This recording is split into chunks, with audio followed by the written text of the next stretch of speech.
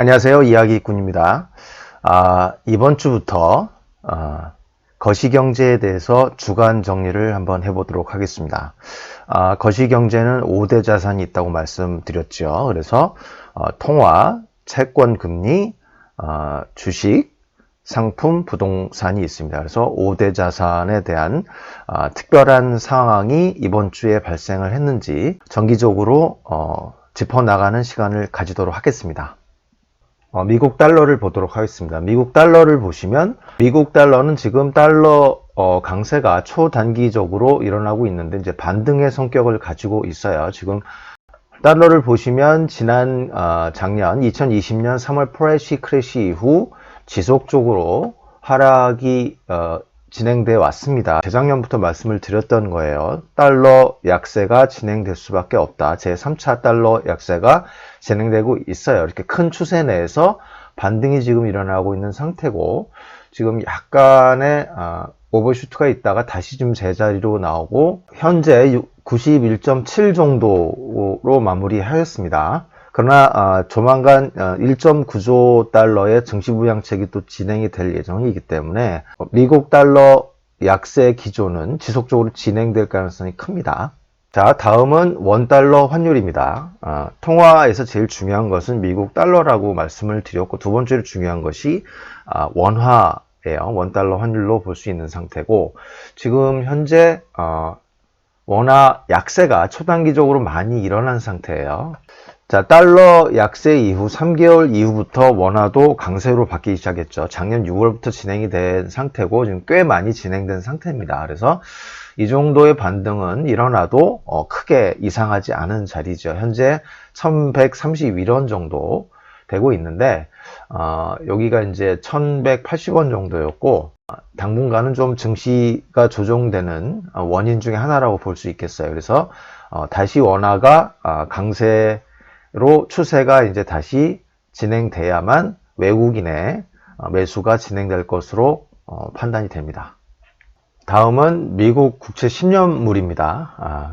그래프가 이쪽으로 가 있어서 제가 일로 이동을 했어요. 미국 금리 상승은 지속이 되고 있는데 이번 주 약간 이제 주춤을 하면서 1.58 정도, 2.58% 정도 기록을 하고 있어요. 지금 이번 주에 미국 10년물 국채 입찰이 성공리에 끝났고, 그 다음에 미국 물가가 생각만큼 크게 증가를 하지 않아서 비교적 이제 금리 급등세가 조금 완화된 상태인데, 물가에 대해서는 조금 이따 말씀을 드리겠습니다. 그러나 미국 시장 금리의 상승은 피할 수가 없는 거예요. 속도 조절에 따라 차이가 있을 뿐이지 시장 금리 상승은 이미 정해진 미래입니다. 그래서 시장 금리가 계속 상승을 하면서 어느 시점이 되면 YCC 같은 것들이 이제 거론이 되기 시작할 것이고, 결국은 이제 테이퍼링, 즉 양적 완화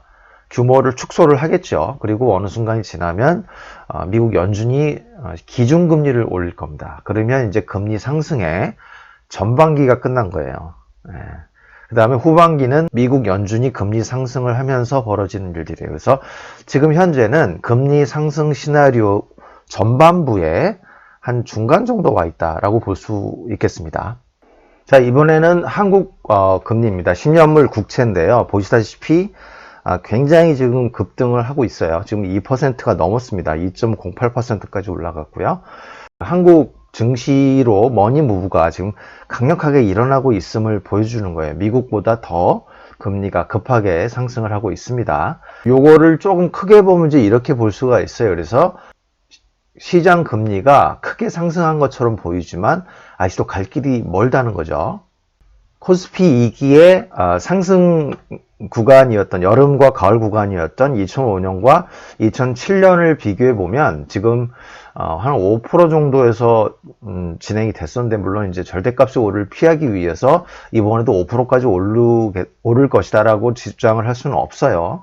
하지만 이 정도의 구간을 반드시 거칠 것이기 때문에 대충 한 여기 어디까지는 향후 한 3, 4년 동안 상승을 할 것이라고 보시면 되겠습니다.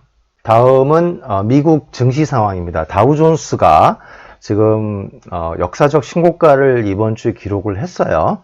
32,000을 돌파했고 지금 다우존스는 유통, 금융, 자본재, 물론 기술주도 있지만 그런 전통적인 비즈니스를 하는 업종의 비중이 큰 편이에요. 그래서 자본재 업종이 그동안 그 기술 업종이나 선택 소비재 업종에 대해서 크게 그 왕따를 당했죠. 그래서 그런 것들을 이제 키높이 맞추고 있는 과정에서 나타나는 것이 다우존스가 지금 나스닥 대비 크게 초과 상승을 하고 있는 상황이고, 그래서 이번 주에 지금 32,000을 역사상 처음으로 돌파를 했어요. 그래서 나스닥은 이번 주에 좀 반등을 했습니다.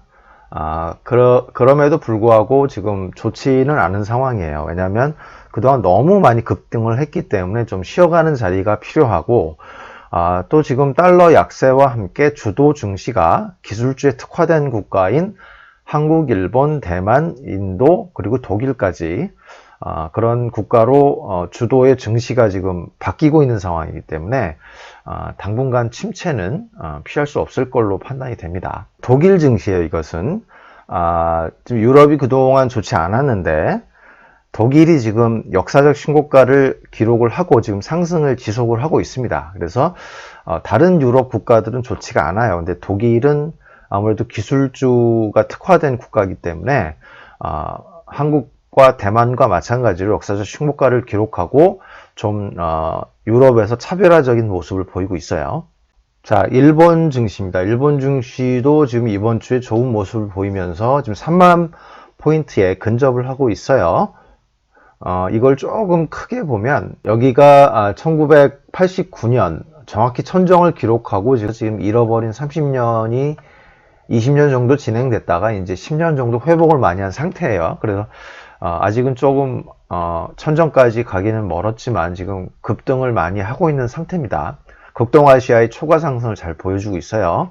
이것은 대만 증시입니다.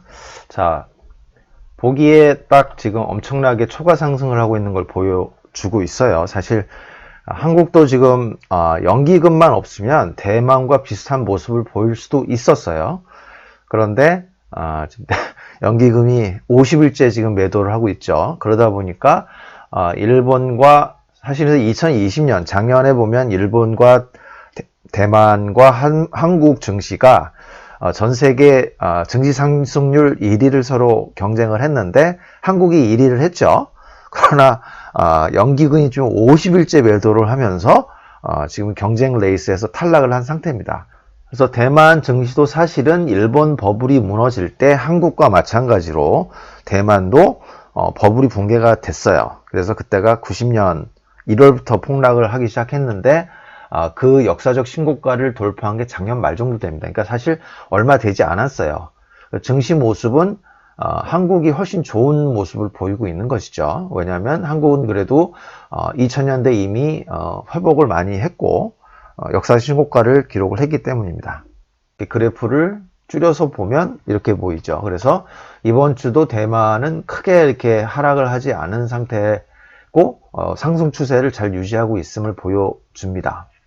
중국 증시인데 한국과 마찬가지로 조금 좋지 않은 모습을 보여주고 있어요. 물론 상승 추세는 유지하고 있는데 한국과 마찬가지로 좀 크게 하락을 하고 있고 한국 증시도 이 중국 증시의 하락에 좀 영향을 많이 받고 있습니다.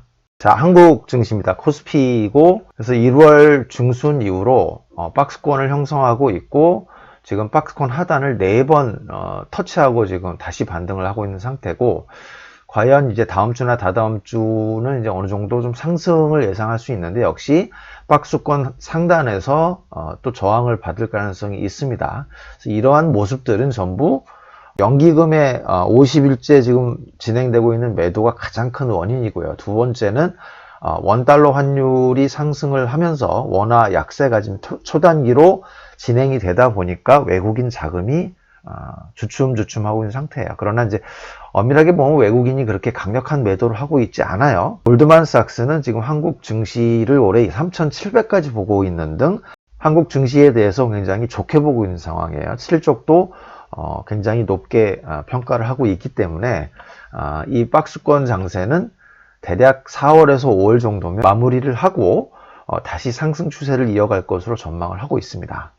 코스피를 조금 크게 볼게요. 그럼 왜 그러냐면 이제 대만과 일본과 조금 차별화가 있다는 점을 보여드리기 위해서 그런 거예요. 그래서 대만은 여기서 지금 이뤄졌던 역사적 신고가를 최근에 갱신을 한 거예요. 근데 한국은 이미 2000년대에 크게 상승을 하고 돌파를 한 상태고 겨울 국면이 지나서 지금 3기에서 새로운 상승 추세를 만들고 있는 상황이기 때문에 사실 대만과 일본 증시 대비 굉장히 좋은 모습이라고 판단할 수 있겠습니다.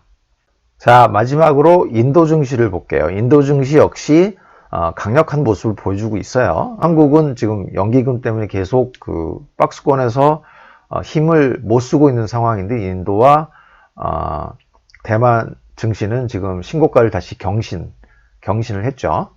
그래서 이걸 좀 크게 보면 인도 증시는 지금 굉장히 큰 상승을 보이고 있어요. 여기서 같은 모습을 보였다가 2000년대 한국과 마찬가지로 한번 크게 상승을 하죠. 대만과 일본 증시는 주춤한 사이에 한국과 인도 증시는 크게 상승을 했는데 여기서 한국이 주춤하고 있는 상황에서 인도만 지금 크게 상승을 지속을 하고 있어요. 상품입니다. 자, 상품 중에 구리는 경기를 굉장히 잘 정직하게 반영을 하는 금속이에요. 그래서 달러 약세는 반드시 구리 상승이 마지막 키워드입니다. 그 구리가 상승하면서 그 달러 약세의 마지막 퍼즐이 갖춰지는 것이죠. 작년 3월 프레시 크래시 이후 바닥을 형성하고 지금 크게 상승을 하고 있는 상황이에요. 그래서 최근에도 그렇게 큰 하락을 보여주지 않고 있습니다. 이것은 경기가 계속 확장되고 있음을 의미하는 거예요. 자, 이번 구리를 좀 크게 보도록 하겠습니다. 구리는 달러 약세와 크게 상관관계가 있다고 말씀을 드렸어요. 달러 약세는 두 가지 페이스가 역시 있습니다. 달러 약세의 전반부 때는 달러 약세가 굉장히 급격하게 진행이 돼요. 그 다음에 달러 약세 후반기는 달러가 충분히 다 하락을 한 이후에 바닥권을 형성하는 구간이 있는데 그 자리가 바로 달러 약세 후반기예요. 그래서 구리는 달러 약세 전반부에 크게 상승을 한 이후에 달러 약세 후반부에는 서서히 하락을 합니다. 그래서 보시다시피 여기서도 여기가 제1차 달러 약세 구간이죠. 그래서 구리의 천정은 1988년까지만 진행이 되고 이후 지속 하락을 합니다.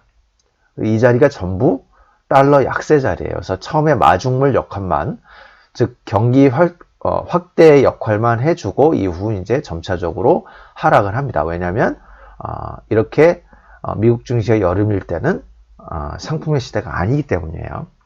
그래서 마찬가지로 이번에도 지금 달러 약세 전반부 상태입니다. 그래서 제 예상으로는 이 그 천정권 근처까지만 상승을 하고 이후 이렇게 하락을 하는 모습을 볼 가능성이 커요. 왜냐하면 지금은 상품의 시대가 아니기 때문에. 그래서 구리의 상승은 지금 현재 세계 경기의 확장을 정확히 알려주고 있는 가장 강력한 증거라고 할 수 있겠습니다. 상품의 가장 중요한 품목 중에 하나가 또 원유가 있죠. 원유를 보시면 확실히 지금은 상품의 시대가 아니라는 것을 아주 극명하게 보여주고 있어요. 그래서 지금 굉장히 좋은 상황이었음에도 불구하고 지금 하단권에서 계속 유지를 하고 있고, 과거와 비교를 해봐도 원유가 크게 반등을 이루지 못하고 있는 것들을 보면 2020년대는 뭔가 신재생 에너지에 대한 투자자들의 기대가 굉장히 큼을 알 수가 있어요. 인플레이션 속도를 어느 정도 좀 조정을 할 수 있지 않을까 예상을 하고 있습니다. 자, 마지막으로 금입니다. 금은 작년에, 지금은 상품의 시대가 아니라서 금의 급격한 상승이 어려울 것이다 라고 판단을 했는데 예상외로 이렇게 급등이 나왔어요. 그러나 지금 상품의 시대가 아니라는 것을 아주 극명하게 다시 보여주고 있습니다. 그래서 금은 하락 추세로 접어들었다고 볼 수 있겠어요. 자, 크게 한번 볼게요. 금을 크게 보면 이렇게 약간의 신고가를 내면서 이거 상품이 무슨 문제가 있나 생각이 들기는 했지만 다시 하락을 하고 있고, 이야기꾼이 볼 때는 다시 이 대형 박스권에서 진동을 할 것으로 예상이 됩니다. 왜냐하면 지금은 상품의 시대가 아니기 때문에 그런 것이죠. 자, 마지막으로 미국 부동산입니다. 지금 코로나 사태 이후에 크게 반등을 하고 지금 역사적 신고가까지 기록을 하고 지금 약간 주춤한 상태예요. 이야기꾼은 계속 지금 말씀드리지만 그 부동산도 17년 순환 주기를 따르고 있고 지금 이 자리와 비슷하다고 말씀을 드리고 있어요. 그리고 여기에 하락 이후 다음이 이제 여기가 하락이 두 번째 자리였고 조만간 한 3, 4년 이후에 그 순환 주기가 또 다가옵니다. 그래서 뭐 이런 모습을 보이다가 하락을 하지 않을까 지금으로서는 보고 있어요. 그래서 지금 당장 그 주목할 만한 상황은 아니고 앞으로 3, 4년 이후에 부동산 하락이 시작될 가능성이 크고 만일 부동산 하락이 현실화된다면 그로 인해서 부동산, 그 다음에 채권, 증시까지, 그 다음에 증시, 미국 증시의 가을 국면까지 시나리오가 전부 연결이 되기 때문에 그런 시나리오를 추적하는 목적에서 미국 부동산을 계속 보고 있는 것입니다. 자, 5대 자산을 살펴봤습니다. 이번 주에 벌어진 5대 자산. 그 다음에 주간 하이라이트를 4가지 정도만 간단하게 보도록 할게요. 먼저 연기금이 지금 50일째 매도를 지속하고 있습니다. 자, 보시면 엄청납니다. 예, 지금 연기금의 매도가 50일째죠. 지난 12월 24일 크리스마스 이브 이후로 지금 50일째 매도를 하고 있고 14조 원이 넘었어요, 이미. 그 중에 3분의 1이 전부 삼성전자입니다. 그래서 4조 5천억 원 정도 지금 매도를 했고, 지금 8.9%까지 지분이 하락한 상태예요. 거의 뭐 그냥 시총의 주도업종 관련된 종목들을 대부분 지금 폭탄 매도를 지속하고 있기 때문에, 지금 성장주가 지금 주춤한 원인이기도 하고, 한국 증시와 경쟁하던 대만과 일본 증시 대비 한국이 지금 경쟁 레이스에서 탈락하게 된 원인이기도 합니다. 그런데 이제 중요한 거는 지금 이게 아직 게임이 끝난 게 아니라는 거죠. 연기금이 과거에 지금 계획을 세운 것, 자산 배분 계획에 따르면 앞으로 4% 이상 더 매도를 해야 되고, 그러면 20조 이상의 매물이 더 남아 있다는 얘기라고 합니다. 현재 그 3천선을 계속 유지를 한다면, 그리고 연기금이 어떤 그 자산 배분 전략의 변경을 가지 않는다면 올해 말까지 20조 원이 계속 출회될 가능성이 커요. 그래서 이 상황을 바꾸기 위해서는 연기금이 자산 배분 전략을 수정을 하거나 또는 코스피가 하락을 많이 하는 수밖에 없어요. 이야기꾼이 계속 말씀드린 대로 지금은 달러 약세이고 신흥국 중에서도 기술 특화된 국가가 향후 2, 3년 세계에서 증시를 주도할 것으로 전망이 되기 때문에 연기금의 자산 배분 계획에 수정이 가해져야 된다고 판단을 합니다. 그래서 지금 이 시점에서는 한국 증시의 비중을 늘리면 늘렸지 줄이면 안 되는 상황이라고 판단이 되고요. 오히려 미국이나 유럽 주식 비중을 줄여야 한다고 판단이 됩니다. 그렇다면 연기금이 계속 이렇게 갈 수는 없겠죠. 과거에는 이제 해외 증시에서 많이 그 수익을 내기도 했으니까. 그래서 한국 증시의 비중을 낮출 때가 또 올 거예요. 그때는 언제냐면 지금이 아니고 달러 강세가 오기 시작하면 그때 다시 지금처럼 해외 증시, 특히 미국과 유럽 증시의 비중을 늘리면 돼요. 지금이 아니고 달러 강세 때 진행을 하면 됩니다. 자, 이번 주 두 번째 하이라이트는 다우존스가 32,000포인트를 돌파했다는 점이에요. 다우존스는 금융, 소매, 유통, 의료, 자본재, 그 다음에 기술주도 일부 있고요. 그렇게 구성이 되어 있습니다. 그래서 다우존스가 나스닥 대비 초과 상승한다는 얘기는 그동안 상대적으로 침체를 면치 못했던 비주도 업종의 키높이 맞추기 작업이 진행이 된 거고, 특히 달러 약세로 신흥국으로 증시의 주도권이 넘어갔음을 잘 보여주고 있는 거예요. 지난 2달간 나스닥이 주춤한 사이에 다우존스가 한 5.5% 초과 상승을 했습니다. 그러나 이러한 추세는 그렇게 오래 가지 못할 것으로 저는 판단합니다. 그래서 이러한 기술주와 선택 소비자가 지금 약간 주춤을 하지만 미국 증시 7기의 전체 구간으로 봤을 때는 기존의 주도 업종이 큰 폭의 초과 상승을 거둘 것으로 판단이 됩니다. 지금은 이제 키높이 맞추는 과정이라고 보고 있고요. 크게 오래 가지 않을 것으로 판단을 하고 있습니다. 세 번째로 이번 주 하이라이트는 쿠팡이 미국 뉴욕 증시에 상장을 했다는 점이에요. 쿠팡의 공모가는 35불로 정해졌습니다. 그래서 미국 시간 기준 11일에 오프닝 벨 행사에서 개장벨을 눌렀죠. 그래서 기업 가치는 지금 72조 원 정도 인정을 받았고, 쿠팡은 5조 원 정도의 자금을 조달할 수 있을 것으로 보입니다. 쿠팡은 당일날 63불까지도 지금 급등을 했지만 결국 거의 50불 정도의 마감을 하면서 35불에서 크게 지금 상승을 한 상태입니다.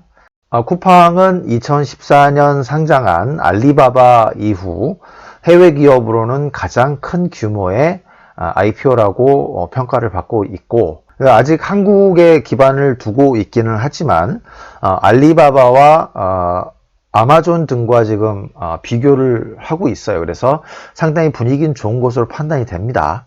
그래서 한국에서 쿠팡이 계속 성공을 거둘 수 있을지는 상당히 지금 미지수예요.